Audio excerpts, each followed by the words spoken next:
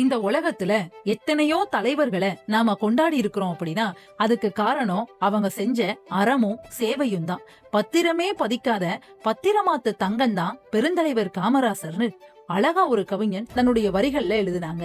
ஒருத்தருக்கு வாழ்க்கையில ஒரு மைனஸ் இருக்கலாம், கருப்பா இருக்கலாம், ஏழை குடும்பத்துல பிறந்திருக்கலாம், படிக்காதவங்களா இருக்கலாம்.